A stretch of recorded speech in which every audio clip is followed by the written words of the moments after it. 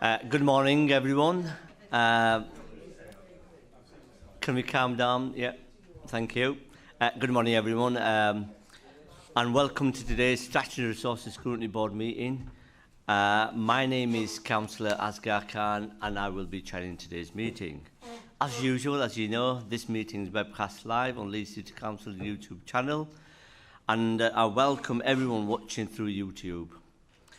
Before we move into the main agenda, I would like to take the opportunity to thank and also wish the attendees, anyone watching on the YouTube channel, Happy New Year, and I hope you had a great break. Today we are focusing on finance and performance. We have an item on the 2024-25 budget to support our regular monitoring of the year budget position, and this supports us consideration of the proposed budget for 25-26 and provisional budgets for 26-27 and 27-28. We also have an item on performance in those services that fall in this board's remit. I would like to invite attendees to formally introduce themselves, and I will go around the room and ask everyone to introduce themselves, and also I will ask the guests to introduce themselves as well. So on my left. Good morning, Eleanor Thompson, Councillor for Guiseley and Rawdon. Oh, wrong button. Good morning, Craig Timmins, Councillor for Carvely and Farsley. Morning everyone, Councillor Tom Hinchcliffe, Bramley and Stanley. Good morning everyone and Happy New Year. Councillor Sharon Hamilton, Moortown and Meanwood Ward. Morning everybody, Andy Parnham, Councillor for Armley. Morning, Andrew Byram, Chief Digital Information Officer. Good morning, Tim Rollitz, Intelligence and Policy, and I'm covering performance today. Good morning everybody, my name's Andy Dobbin and I'm the Interim Assistant Chief Exec for People, Digital and Change. Morning, Mariana Pexton, Director of Strategy and Resources. Morning everybody, Councillor Deborah Cooper, Exec Board Member for Resources. Morning, I'm Victoria Bradshaw. I'm the Interim Assistant Chief Exec for Traded Finance and Resources. Thank you. Good morning everybody, and it's good to be back. Councillor Samforth subbing for Councillor Andrew Carter. Councillor David Blackburn, Farnley and Wortley Ward.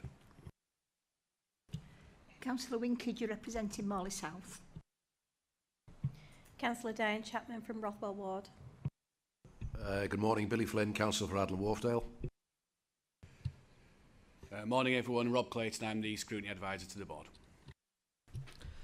Thank you everyone for introducing yourself this morning.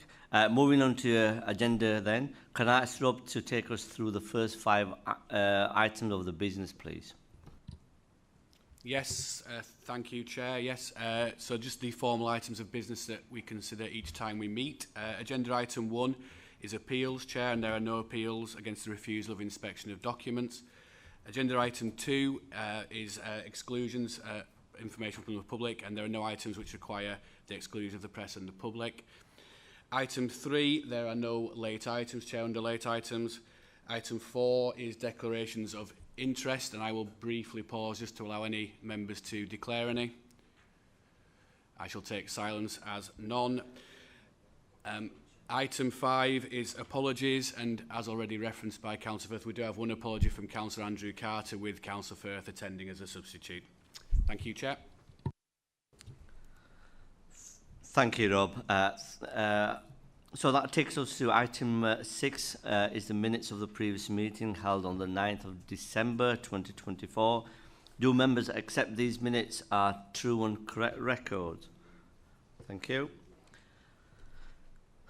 Are there any matters arising from the minutes? And what I'll do is I'll go through page by page, and page 7, page 8, page 9, page 10,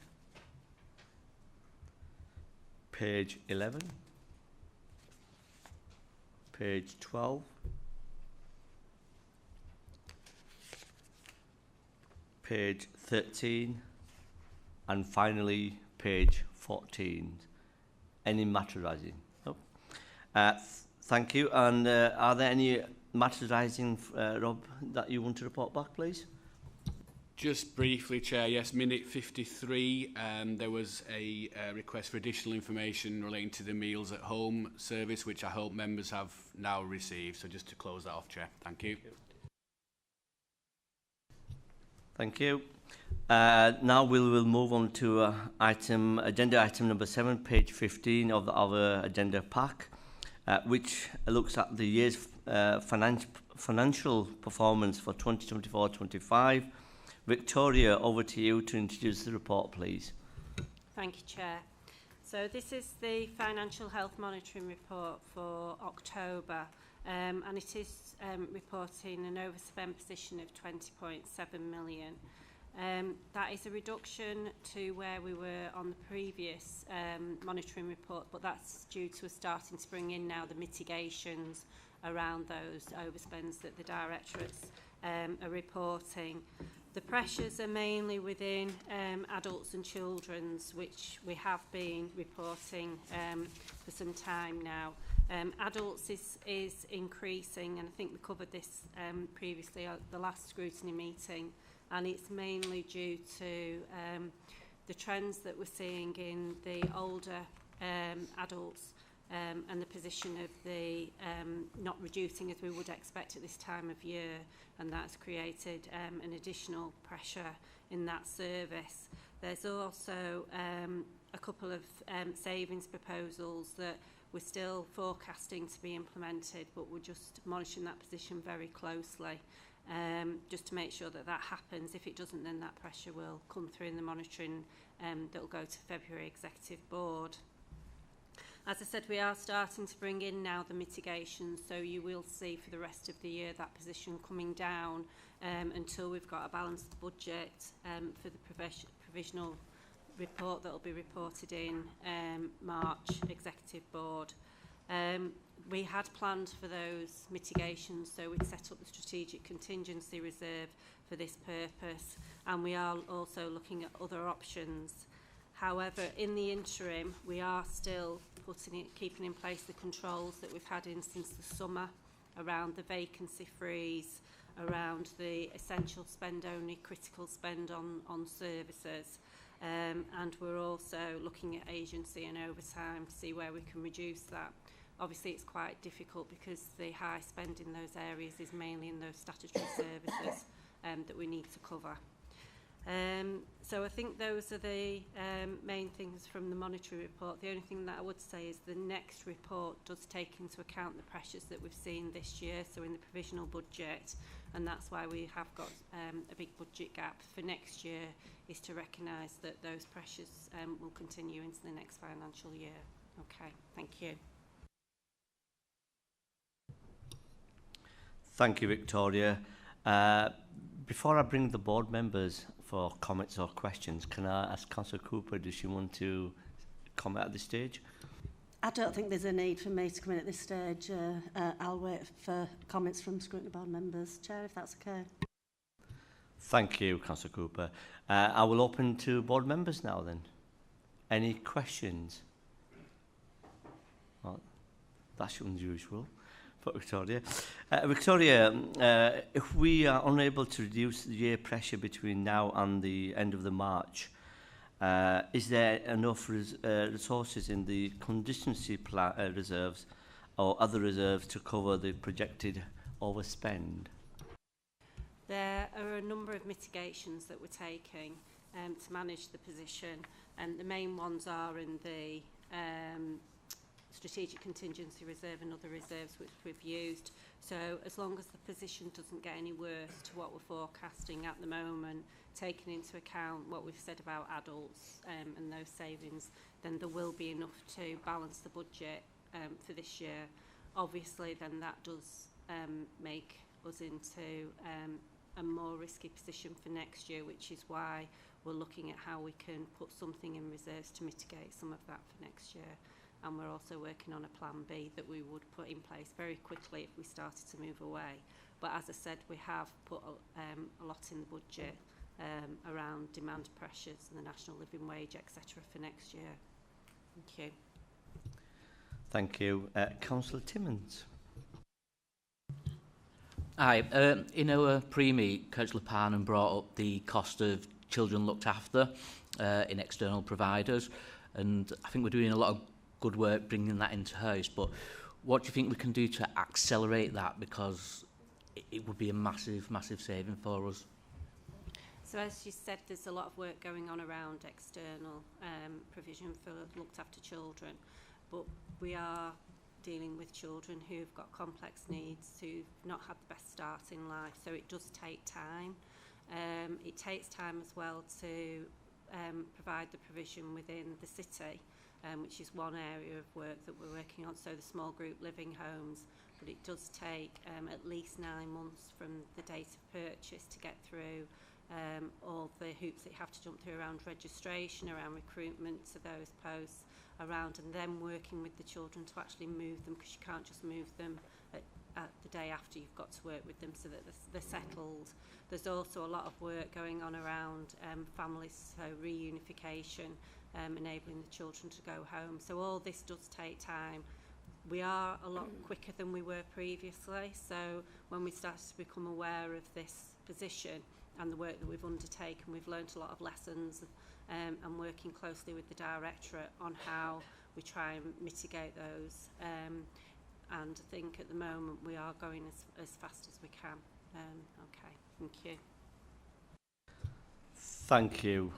Just follow on from there, Victoria. I know you all have been working very hard on this year's budget, delivering saving on very challenging environment. Do you think the overspend we currently have could come down given the positive and necessary measures we have introduced?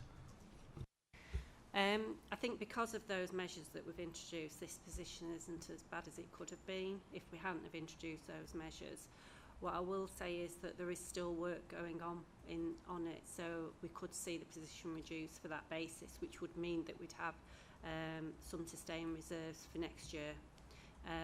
But the main thing that we're focusing on is making sure that we've done everything that we can by the 1st of April so that we implement those savings plans that are in this budget, this year's budget, but also those for next year. And we've done an assessment of those savings proposals, if they're approved at full council in February, around when they will be implemented and the risks around those and the mitigations.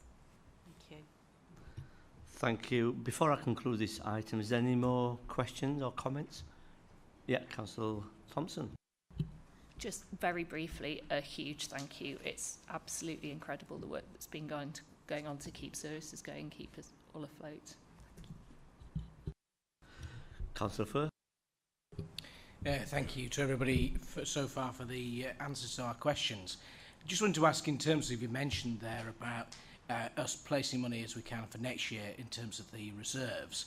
Given in previous years we've continually had problems with children looked after, among other things, so both our children's budget and our adults' budget has not come in, sadly, on budget, but then also in terms of then potentially that then affecting our reserves in due course. And you mentioned that there could be some fiddling, although that may be the wrong word, at the end of the year to make sure that we're not in as bad a position. Are we in the position where potentially we have to consider, or do we have to have any contingencies in place to even make sure that we can meet our statutory obligations, or even that we may have to issue a section 111 if it gets even worse? 114. What I would say is that there is an awful lot of work going on around the budget, and that has been in place for a number of years, but we've really increased it over this last 12 months because of the position we see.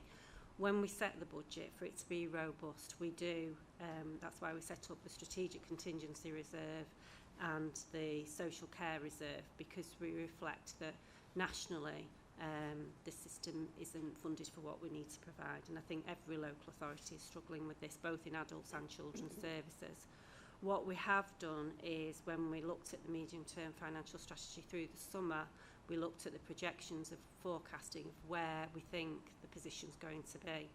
But obviously there can be international issues that affect where our forecasts are going to be, and national implications that makes the forecasting very difficult, because something happens where a war breaks out and we get additional people coming into the city or into the country. That has a knock-on impact, which is what some of the reasons we've been seeing in children's, and to foresee that is very difficult. And that's why we've always said that we would put some money aside in the strategic contingency reserve for those unknowns. What we have done is, when we did the medium-term financial strategies, looked at the trajectory of where we feel that demand is going and that inflationary pressures, and that's why within the demand budget we've put 49 million in, both in children's and adults. In the national living wage and the pay, we've put 56 million in. So we've put quite a lot of resource in to mitigate some of these pressures that we're seeing. However, that has meant that we've had a big savings programme, which you'll see in the next papers, and we have got robust proposals that are going through the consultation at the moment to balance that budget next year. But this budget is not without risk, and therefore that's why we're trying to support as much as we can in reserves to manage that risk in year, but also we're putting in those other measures where we will have a plan B of what we will have to implement very quickly. We haven't developed that yet, that's what we're working on at the moment, ready for the 1st of April if the budget does start moving away from us, from things that we couldn't have foreseen. Okay, thank you. Thank you. Any more? Councillor Cooper. Thank you, Chair, and thank you to Scrutiny members for their comments and questions and views so far. I think if I can just add to what Victoria said about children's and the position in the council with them being overspent on their budget for a number of years. It has been a national problem. The system, and Councillor Parnham was right to be concerned about the cost of private places. You know, that private companies are profiteering on the backs of vulnerable children, and it's completely wrong, and needs to be you know, looked into and resolved quickly, in my view. And I think the issue around the overspending children's also inside the council has had considerable amount of work from officers across the council, so at directorate level and at chief officer level, that people are working together to bring that budget in further and to help to manage any of the kind of difficulties that challenges that we've had in children's. We've also had a member oversight board where the directorate come and report their challenges and their spending throughout the month as well. So there's a lot of oversight happening, a lot of work cross council that are happening. And as Victoria said, if that hadn't have happened, we would have been in, with no doubt, we would have been in a lot worse position financially than we are. So it's thanks to everybody working on those matters that actually we've been able to bring the budget in so far this year. Thanks, Chair. Thank you, Councillor Cooper. That takes me end of this agenda report. Do members approve? Oh, Councillor Palmer, yeah. Just a very quick sort of PS to that issue of finance. I was lucky enough to attend the LGA conference in Harrogate, and so you're there, Mariana, and I know that finance chiefs were lobbying the government, and obviously we're going to find out in March, April, this longer term settlement, which LGAs are hoping for. Have we heard anything at all kind of behind the scenes or in the public domain that you can talk about, whether what the present government are actually listening to our need to cover looked after children costs? Yeah, sure. Thanks, Councillor Parnham. I mean, Victoria will cover it a little bit actually in a moment when we talk about next year's budget, when she outlines where we're at with the settlement we've just received for 25-26. because obviously what we're anticipating is that what we've received in this settlement for 5-6 will feed through into subsequent years through the comprehensive spending review. I think there is real recognition that, as Victoria's already said really, that demand is massive, and you know the cost of external placements, and that there is a real desire to take forward the Josh McAllister review and other policy measures like limiting potentially caps on the market and that kind of thing, caps on providers, as a way of trying to help councils manage within the resource envelope that they've got, recognising that government hasn't got loads of money just to be able to keep providing for demand layer on layer. But we haven't heard a lot yet in terms of the comprehensive spending review, other than I think we understand it will probably start in March, April, finish in June. And we do anticipate it will be a multi-year settlement. But in terms of distribution methods and the quantum of what's in it, we don't yet know. But we'll keep people posted for sure. Thank you, Mariana. So the recommendation on page 15 of our agenda pack, are members happy to approve? Yep, thank you.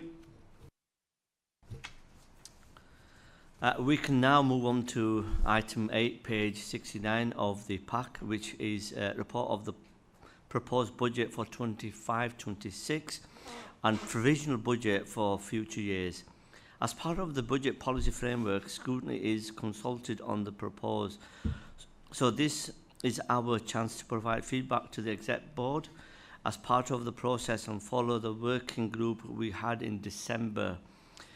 Victoria, can you please introduce the report to us and possible can provide an update on what changes between December and the following provisional local government settlement? Over to you, Victoria.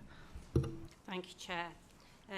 So as you said, this is the proposed budget for 25-26 and provisional budgets for 26-27 and 27-28. As we said, this is out for consultation now, which was referred to scrutiny on the 11th of December as part of that consultation. The findings and your comments from this consultation will be fed back to Executive Board on the 12th of February via a report. It does build on to the informal groups that we've had, so I wasn't proposing to go into a lot of detail around the revenue budget because it's in the reports and we did cover it through there. What we have had, as Chair said, is that we've had the provisional settlement since this report was published, where there was an announcement around additional funding, and that was announced on the 18th of December. As we've said, that is provisional. A lot of the funding is one-off, and therefore it's awaiting the comprehensive spending review in the spring that we've mentioned. We did receive some recovery grant, which was over what we'd assumed in the budget. That methodology for the distribution of the recovery grant has been made on the index of multiple deprivation, which has seen that we've got more funding than we had previously forecast, and we've got an increase of around 15.6 million. Obviously, I would say that this is provisional at the moment. The government has also provided additional funding for children's services in the form of a prevention grant, and also in general social care grant has also increased, and that's by 5.1 million and 4.2 million respectively. There has also been announcements around the homelessness prevention grant and the domestic abuse duty accommodation grant, and we got further funding for those two of 1.2 and $500,000. So there has been some additional resources at the moment. We're just considering and analysing those and making sure that those are what we're actually going to be receiving, and obviously it's out for consultation at the moment, so we'll know more following that. As we know, there are pressures in the budget that we've just talked about, so this will help to mitigate some of those, and there will be other areas that we might want to fund, so it's still being considered at the moment. Okay, I would say that this report on the provisional budget does need to be taken into consideration with the two reports that were taken on the savings proposals. So the first went to Executive Board on the 16th of October and the second to Exec Board on the 11th of December. And then they will all come together ready for Executive Board on the 12th to recommend their budget to full council. Okay, thank you, Chair. Thank you, thank you, Victoria. I will open up to board members for any comments and questions. I can see Councillor Blackburn. Just a quickie. You said we haven't finalised it, and we always are in this position. You sometimes don't find out until 2 or 3 days before budget meeting at council. But have we any idea when we will get the final position? I don't at the moment. It's normally at the end of January, beginning of February. Yeah. Thank you. Any more questions on this item? Nope. Just one from me, Victoria. 2025-26 is a challenging year and major saving planned.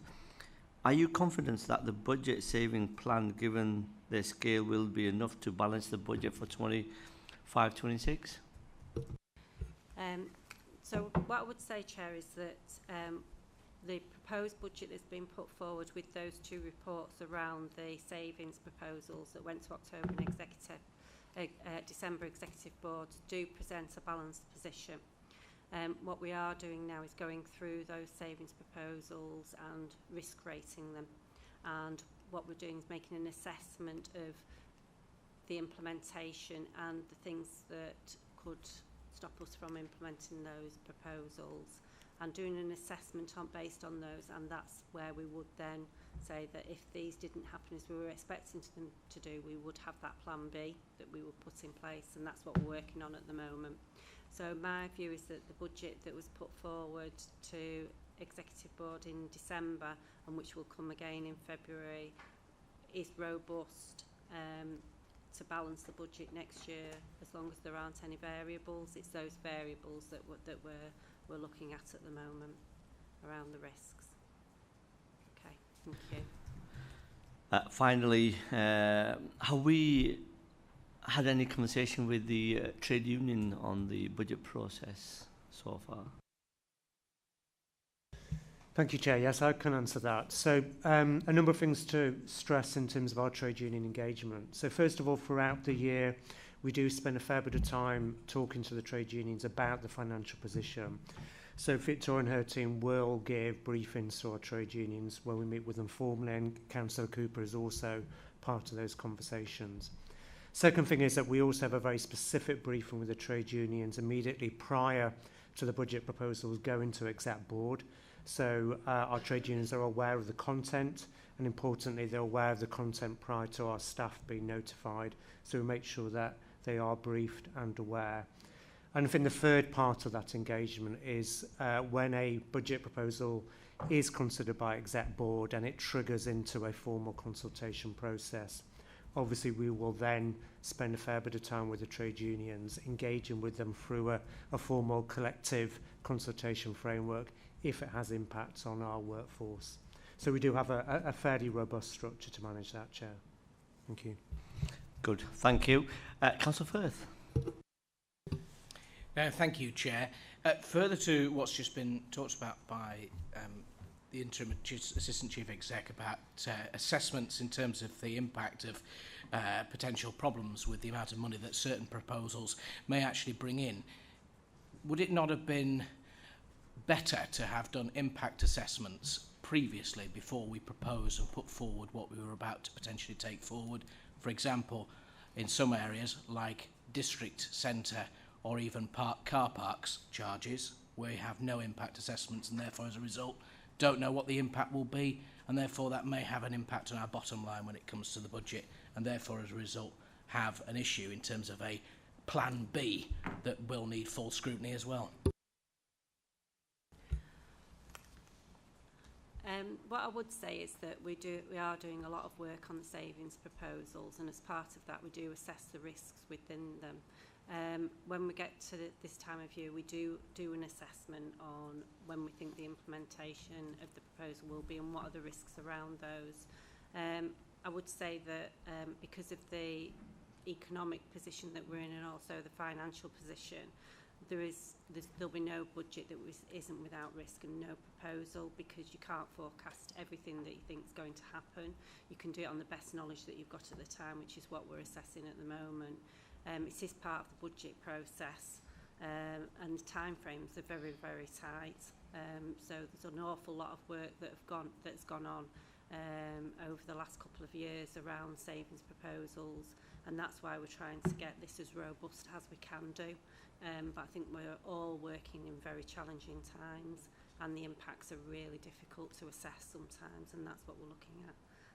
But we're doing everything we can to try and mitigate that and manage those risks. Thank you. Thank you. Victoria, there are some staff reduction in IDS. Will there be a capacity also to deliver digital change with the reduced staff? Thank you. Yes, so in terms of IDS, you are right that IDS as a service is under pressure as a result of the budget proposals.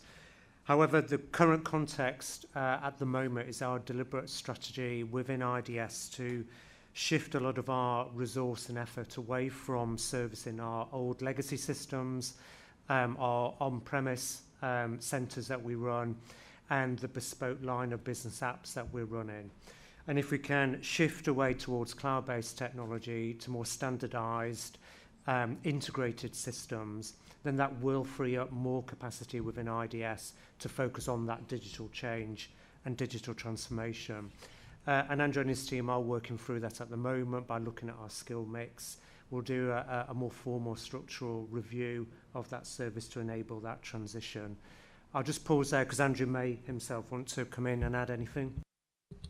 Yeah, thank you for the question. One of the things we've done over the last year is to develop a new technology strategy which aims to give a really clear and defined set of technologies that we're going to use, and that allows staff to trade into those spaces. And we're developing training plans for each role, and we're looking to make best use of Microsoft, where we invest a lot of money. I think the other thing I'm working through at the minute is a plan for an entry level, so to employ young people in the city into IDS. So we're looking to bring in 10 a year for the next 3 years on an investor save, because we do spend a lot of money with specialist contractors and augmentation, and I want to develop my own staff into those new areas, so things like Power Apps, DevOps, these types of things, security, cyber, so we can give a rewarding and fulfilling career for people within the city. Thank you, Andy, and thank you. Next, I've got Councillor Timmins. Thank you, Chair. I'd just like to touch on one of the service reviews, if I may, which is the Crown Green Bowling. So I just want to look for reassurances that the actual consultation which has started is going to be inclusive. I've just got some slight concerns that actually it's the club's off-season at the moment, so they've had their end of the season meetings, they won't have the beginning. And I'm just thinking about the demographic that use bowling clubs. They might not be on WhatsApp groups and quick forms of communication. So just reassurances that we're getting to members about this, and that maybe we could have another way of them putting the feedback across in terms of, because it's all on the website at the moment. And the second one on this, just the actual consultation itself, it looks like it's either we cut some sites or we increase the membership price significantly. But I actually think we could have a third option in terms of targeting clubs or maybe increasing the membership. I think there's a recognition from the clubs that actually they could do more so that we're getting more funding in. But I actually think we've got some great platforms like Active Leeds, and could we not try and link in with them to help increase membership? Because that may also mitigate the money that we're trying to save on that. Thank you, Councillor Timmins. As you know, the Crown Green does not sit with this scrutiny board, but however, Marianne is going to come on to answer you. Yeah, I mean, I can't give a detailed answer for that very reason. I'm not leading the consultation, but, you know, we always absolutely do our best to consult in an inclusive way as we possibly can with as many channels as possible. And I guess, you know, your point about another option, I think that's where we want people to respond to the consultation. You know, consultation often is viewed as not being genuine, but I think we always believe it is. It won't always change, you know, the approach, but sometimes it might, or it might around the margins, or it might fundamentally, and that's why we're doing it, to get that conversation going. So, I mean, I'm happy to pick up and, you know, make sure through Polly that the consultation is taking its different forms, and let's, you know, use members to encourage people to put forward different options through the consultation so that it can be as productive as possible. But, you know, as the Chair says, really, this probably isn't one for this board. Thank you, Marianne. Before I bring in Councillor Parman, what seems being made on the external procurement and how much of the overspend is on the statutory service? Could more saving be made? Thank you, Chair. On the procurement, the contracts, it's the data around whether the contract covers statutory services isn't captured, and that there's a couple of things, the reasons why that is the case, because some of the contracts cover not only statutory services, they cover non-statutory services, and also the definition of the statutory service, the way we deliver them does incorporate those non-statutory areas, so it's very difficult to analyse that. So we haven't captured that information. It would take quite a long time to enable us to do that, so we just need to understand whether that's something you want us to pursue or not. The savings at the moment for the procurement on that contract management haven't been included. We're just undertaking the review at the moment. So we're working with each of the directorates at the contracts that are due to renewal and starting to review and assess those. We're balancing the position around high inflation, obviously what's happening in other areas around interest rates, the economy, etc. So we're negotiating the contracts down around what our requirements are, but we're also dealing with increases that are coming for the cost of those contracts. So we didn't want to build anything in at this point without having a clear understanding of what the achievement that will be. On the contract management side, we are undertaking that review of the skills and requirements of staff and supporting those within the management of those contracts. And once we get a better idea of what that will materialise, then we'll start to build that into the budgets going forward. Thank you. Councillor Parman. Victoria, it's good point, a good time rather, just to say thank you so much for all the work you're doing. The board really appreciates it, and I know there's no easy answers at all. So, and if you don't know this, it doesn't matter. But the neighbourhood networks, they're saying an in-contract cut of 10% proposed anyway.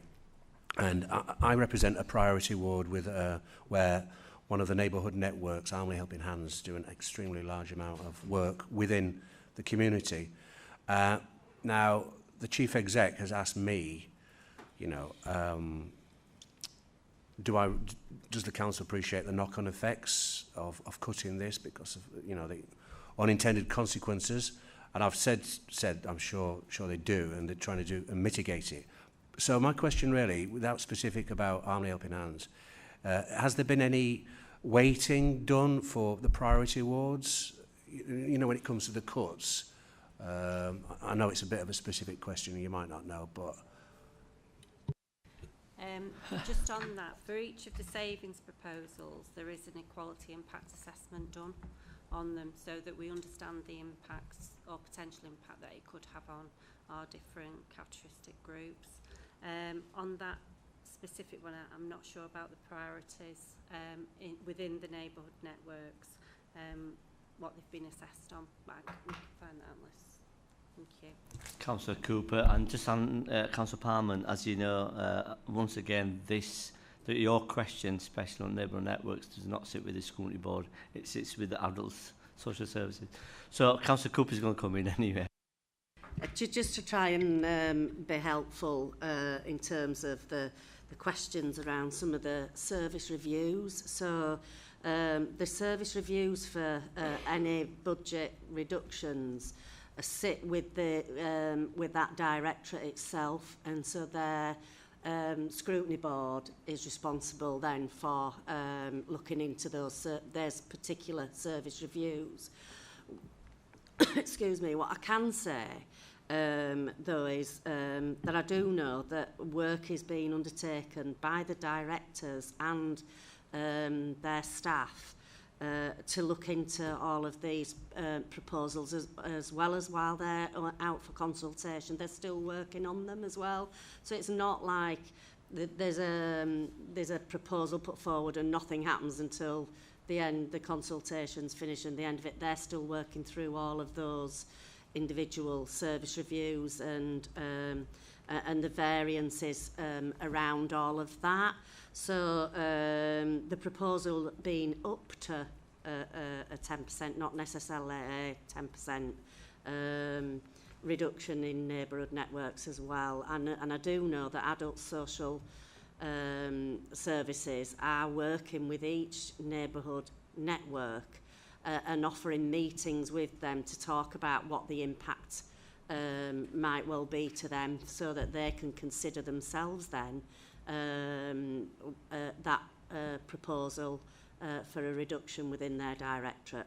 And the same will be the case for other service reviews that are undertaken that would go through another scrutiny board that would look at those service reviews as well.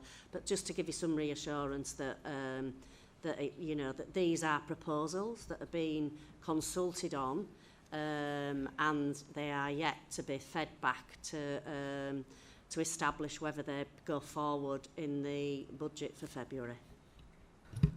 Thank you, Councillor Cooper, and I will ask Rob to follow up your question from the Scrutiny Board regarding the Crown Green and the neighbourhood networks to those Scrutiny Boards, and they will make sure feed in your concerns as well. And as you know, I've got 2 neighbourhood networks in my ward as well, so the CEO has approached me as well, and there's around the room there's quite a few members who's got neighbourhood networks in as well. I've got next one on Councillor Flynn. Thanks, Asgar. There's no real answer to this, but it just follows on from the point that's just been raised.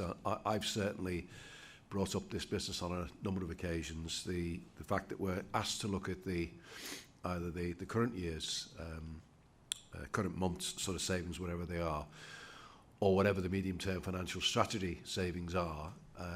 And when we ask questions about different directorates, it's unfair to expect Victoria or anybody else, including Debbie for that matter, to answer questions about areas that aren't really part of their sort of bailiwick. I've sort of asked before, I think I've actually spoken to Mariana privately about getting people from the appropriate directors to come here if we have questions to ask about specific issues around savings and stuff. Very difficult to know because it's already been discussed, or should have been, at the relevant sort of scrutiny board. But this is the strategy and resources scrutiny board looking at savings for the next 4, 5 or 6 years. And it's not really fair that we're asking questions that we're not going to get answers to here today because people from the appropriate directorates aren't here. It's nobody's fault, it's the way the system works, but it's a quite unsatisfactory sort of state of affairs. Thank you, Councillor Flynn, for your comment. Mariana, do you want to come in briefly? Yeah, I mean, we take the point. It is, we've got 5 scrutiny boards and we use them, relevant officers come to talk about those relevant topics, and this is a bit more of an overview. I mean, I think we do always try and help answer, and we do always try and take issues away. We won't know absolutely every detail, but there will be a parallel conversation, in this case, in the adults' social care and in the community sector housing and environment scrutiny boards on these issues. So it's not that the conversation isn't taking place, it's just not at this board. Victoria? Yeah, I'd just add as well that this scrutiny board is around the actual proposed budget, so it's around the resourcing and the assumptions that we've made around the inflationary pressures, the levels of council tax, the business rates, all that type of thing. So how the makeup of the budget is. So it's that overarching around the resources and the expenditure that we're putting through. The savings reports are then separated, as we've said, into the different scrutiny boards who've got the experience of those directorates and those areas of service. Thank you for the explanation. Andy, I've got one final question on the cybersecurity. Will the introduction of new schemes, systems or software leaving the council more vulnerable to cybercrime, or do we have a measure in place to protect against that? Thank you, Chair. I'll start to answer this and then pass on to Andrew as well. I think it remains the case that cybersecurity is still a key priority for the organisation and will continue to be so. And it is one of those things that can never be solved, only managed, because it's a constant threat to any organisation, particularly public sector organisations. Generally speaking, though, obviously our response is multi-layered. So we have a range of management controls in place, a whole range of policies, procedures, cyber training and awareness, risk assessments and engagement with other national bodies to support us. And also, perhaps most important, we have a whole range of technical controls in place to protect the organisation. As you can expect, we don't share the content and the nature of those, because obviously that will make it easier for people to target our systems if we do. But we do have that multi-layered whole suite of different interventions in place to support. Andrew, do you want to add? Yeah, thanks for the question. I did come here to Scrutiny last year and I said I would arrange some briefings for councillors. So there is 2 private briefings, one on the 22nd of January in person and then one on the 30th of January on Teams. And that's when we will go into all the detail that we're not going to expose here. So I would really welcome it if you could engage with those sessions if you're able. Thank you. Any more questions or comments from the board? I'm going to ask Councillor Cooper if she wants to add on this item, anything? Thank you, Chair. I think that enough has already been said on this item. It is a very challenging time, and I just want to reiterate my thanks to Victoria and the team for bringing together the budget, the proposed budget and the revenue savings for next year as well so far. But thank you, Chair. Thank you, Councillor Cooper. Victoria, can you pass our thanks to your team as well on behalf of the board for doing an excellent work these challenging times. Sorry, apologies. Jumping ahead. Are we happy for recommendation to... Have I lost it? Sorry, thank you. Sorry, apologies. Too many papers here. Thank you, everyone. Are we happy to with the report and recommendation on page 70? Yeah. Yeah, thank you. We move on to our agenda item 9, which is a performance report that we have considered in June 2024, page 213 of the agenda pack. I understand we have presentation on this item. Tim, would you like to run through the presentation, please? Good morning, everybody. Yes, this is our twice yearly take on performance. The report contains details of 18 performance indicators that support the organisational plan, that inward-facing plan. Our sort of 5 key service areas, which include finance, the workforce, IDS, procurement, etc. It's worth pointing out that the report is different slightly to the one that you'll have seen 6 months ago, because we previously reported a set of indicators prescribed by the Office of Local Government, better known as Oflog. But on the 16th of December, central government announced that Oflog was being closed down and that there was no requirement for us to carry on reporting those indicators. Certainly we've got concerns around the relevance of 1 or 2 of the indicators. But the government acknowledged that the remit of Oflog was a little bit broad and vague, and that it risked duplicating work with other areas. So they're going back to the drawing board to look at other ways to determine how fit, legal and decent local authorities are. So as a result of that, there's no off-log indicators this time. The indicators cover our key areas. So first of all, we have human resources. So if Rob would like to bring the slide up. You'll note from the report that we compare the council workforce to the results of the most recent national census, and we're still doing pieces of work to unpick the census results that we're accurately comparing like with like. So the report, for example, flags up that the census takes a wider definition of the council's demographic analysis for disabled people than the council does. So we've still got some work to do to unpick those results. If you want to move on to the next one, please, Rob. Members are well aware of the performance results for sickness absence amongst council staff, and there's a detailed set of results here that show sickness across council directorates, which varies, but also we've split the results out to differentiate between short-term and long-term sickness, and by long-term we're talking about periods of 4 weeks or more, and obviously the results show that long-term sickness is more prevalent in the council than short-term, so it's worth looking at the results in that context. If we just move on. Yep, so that's the split between various directorates and short and long term.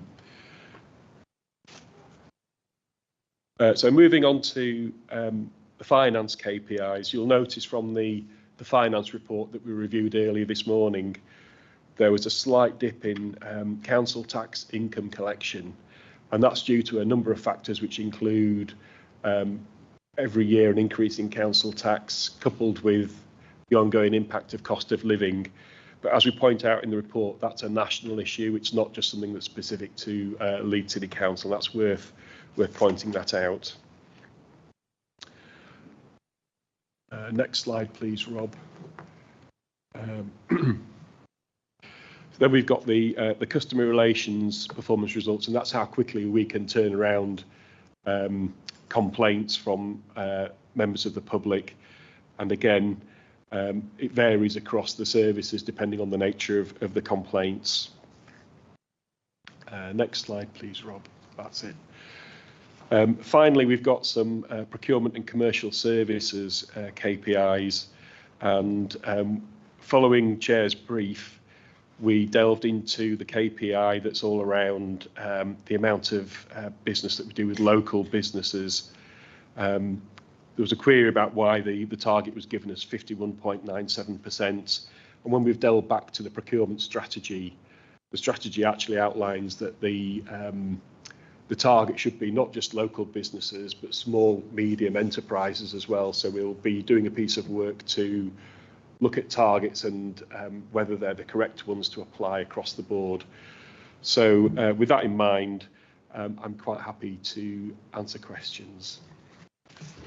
Thank you, Tim, and I will open to board members for any questions or comments.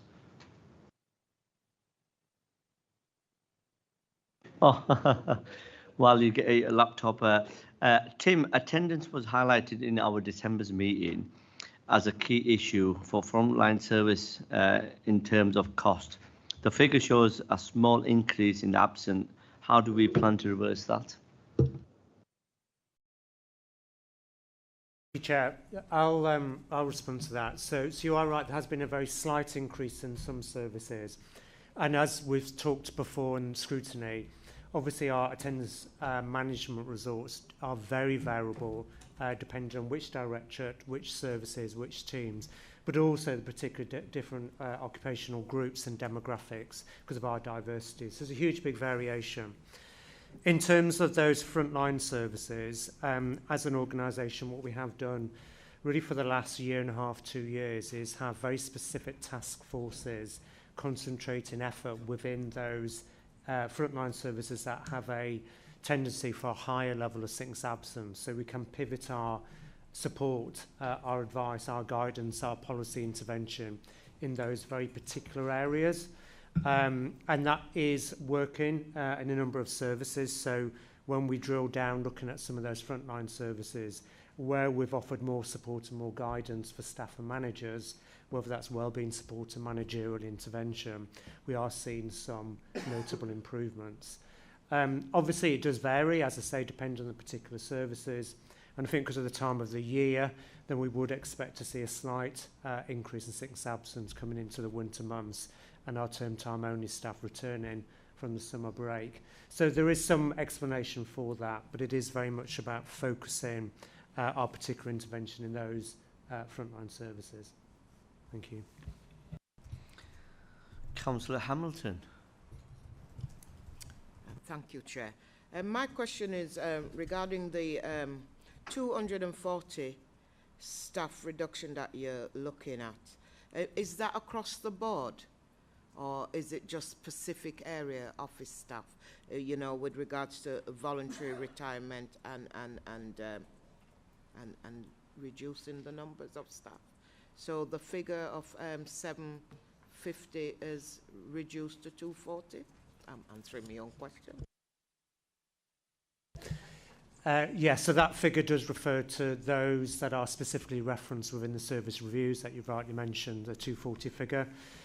So they are split right across the organisation, and we will focus on that 240 through a range of different interventions. So as you rightly say, some of that will be addressed through the voluntary leaver scheme, through natural turnover of people retiring.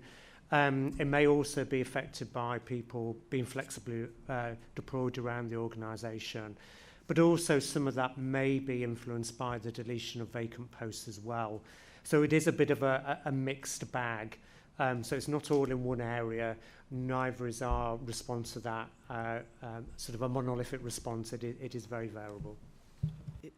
Thank you for that. So the monitoring has got to be real strict, isn't it? You have to keep on top of it. I'm answering. Is that okay, Councillor Hamilton? Yeah. Councillor Firth. Thank you very much, Chair, and thank you very much to staff for helping me and Rob to help me find my new position. I just wanted to ask a quick question in relation to item number 10, response to complaints.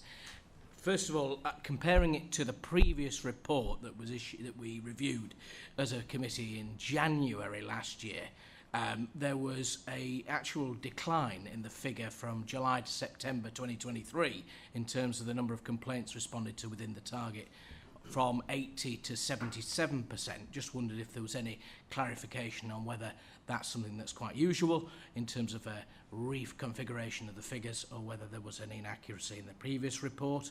And also a second question, which is in relation to the nature of the complaints broken down by directorate. I appreciate we don't have children and families here, but the two directorates that actually saw the number of complaints fall, but actually the target for first stage not being completed drastically declined, was in children and families, where it declined from 67% to 40%, and strategy and resources from 88 to 63%, despite the number of complaints actually going down. And I just wondered if there's any clarification on what's been done to address why that was the case, and what's been done to mitigate to ensure it doesn't happen again in the next year. Thank you, Chair.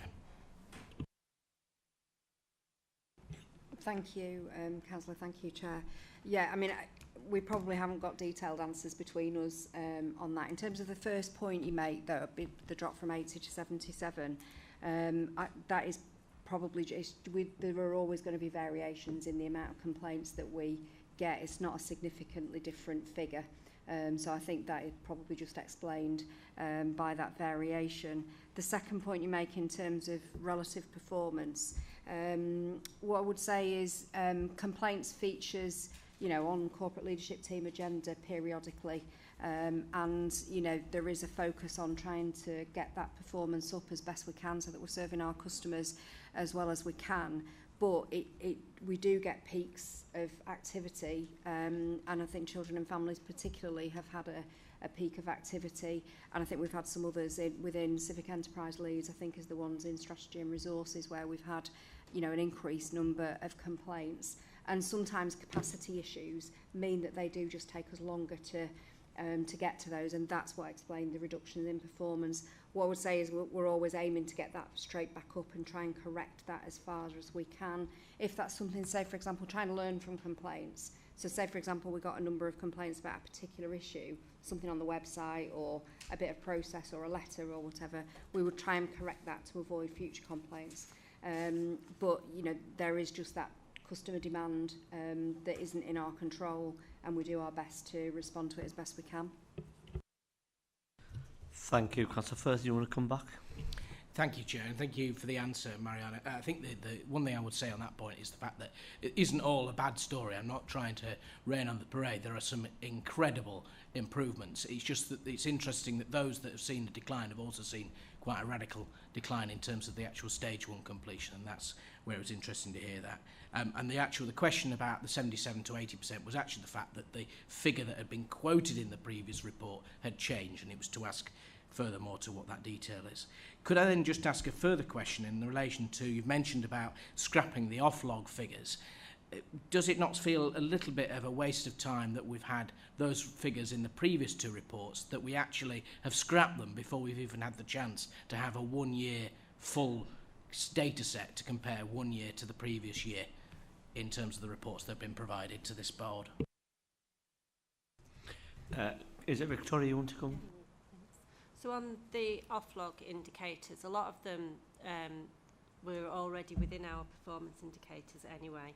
The ones that weren't were the ones that, in the majority, was the ones that we had concerns about, and that you couldn't just take those indicators in isolation. You had to understand the wider context, and you were comparing apples and pears across local authorities. So if we just take the debt indicator, for Leeds, we've got a huge HRA. Some authorities don't have HRA, so that debt figure looked significantly higher than other local authorities, but you were comparing us with a local authority who didn't have a HRA and a housing stock, and that's why we took the decision to remove those, but the ones that we did feel had the value we were reporting on anyway. Thank you. Councillor Firth. Thank you very much for those answers from that particular part of the Directorate. Appreciate it. And now I want to move to performance in HR, which is in relation to the healthy workforce section. Obviously comparing the report from previously in relation to 12 months to the end of September 2023 to 12 months to the end of September 2024, there's been a marked increase in the number of Leeds City Council staff, not school staff, that have been going on sick. Both short-term has been slightly declining, but long-term in particular. I appreciate there's a particular spike, understandably, in the Children and Families Directorate. Just wondered if there's any particular meat on the bone that you can give us in relation to what your department is doing to address that issue, given there seems to be an increase in long-term sick compared to short-term. Thank you, Chair. Is Andy going to come back? Yes, thank you very much, Councillor. Yeah, as I said earlier, I think there is a big variation in particularly different services and where they are in terms of sickness absence. And you are right that we have focused over the last year, particularly on dealing with the long-term sickness cases. So as Tim said, they are cases over 4 weeks. And we are seeing an increase in our ability to manage those through the system sharper and quicker than we were before now. I think the intervention does depend on the particular service and working with managers. So as I said earlier, we've pivoted some of our resource in particular areas of concern and seen some success in those areas. But obviously with only limited resource, we have to go from service to service. The other big focus we've had on some of the services that you reference is to build the managerial capability and capacity directly to help managing the sickness absence rates that you mentioned. So some of those services we've delivered some what we call Let's Talk attendance management courses. So we can actually skill up managers in those local areas so they build their confidence to try to tackle those in a more cost-effective, supportive way. But it is an ongoing piece of work, obviously, to do that. Councillor Firth, I've got some, I'll bring you, yeah. Councillor Palmer. Thank you, Chair. Yeah, page 227, it's about collection of council tax and business rates. I just wondered, obviously the figures are there for in-year collection. I was just wondering about bad debts. So the amounts that are actually written off and not collected. Do we have any figures for that? And is there a trend, or is it fairly flat, the bad debt rate?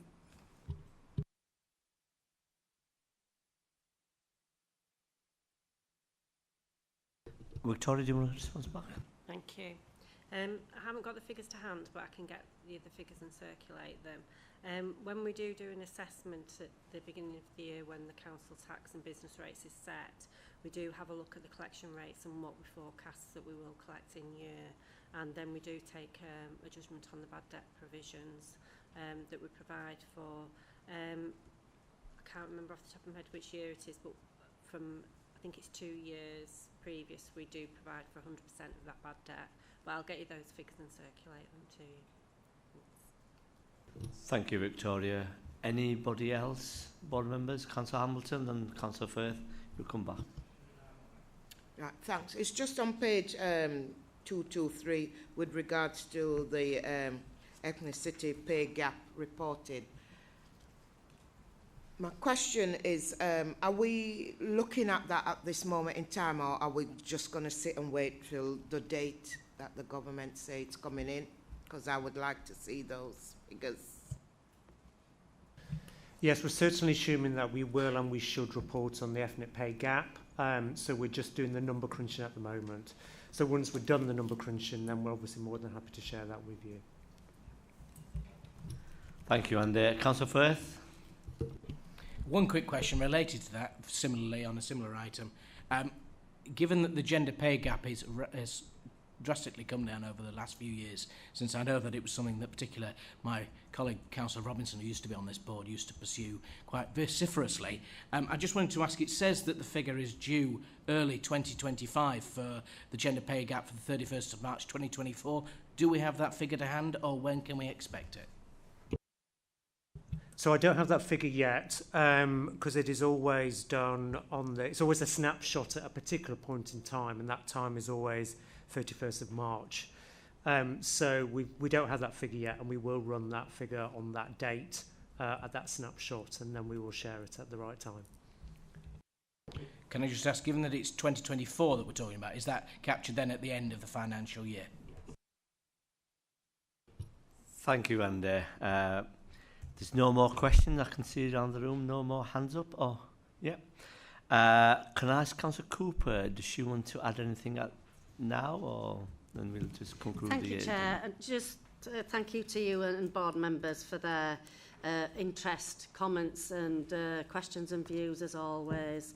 And nothing further to add, Chair. Thank you. Thank you. Can I thank Mariana, Victoria and team for answering the questions. Are we happy with the report on the recommendation on page 213? Yeah, thank you. So, so we are moving to our last agenda item, which is the work programme. Guests are welcome to stay to hear the discussion, but if not, thank you for attending this morning. So I will hand over to Rob to introduce this agenda item. Yes, thank you, Councillor Khan. So this introduces the latest update on the work programme for board members. Appendix 1 is the work programme itself, and Appendix 2 are the minutes of the last executive board, which was the December meeting for members' reference. The one point I'd like to note is just to reflect the pre-meet discussion in the public meeting about potential date change for the February meeting moving into early March. So as noted in the pre-meeting, I will get that out to you at ASAP as a diary adjustment. Other than that, Chair, I think the work programme is the same as previously. Thank you. Thank you, Rob. Any questions or comments on the work programme? Nope. Thank you. That brings me to the end of today's business. Thank you for your attendance and contribution today. Following our comments made by Rob, our next meeting is scheduled for Monday, 3rd of March at 10:30 sorry, 11 o'clock a.m. and the pre-meeting is going to be 10:30. Thank you and have a great afternoon.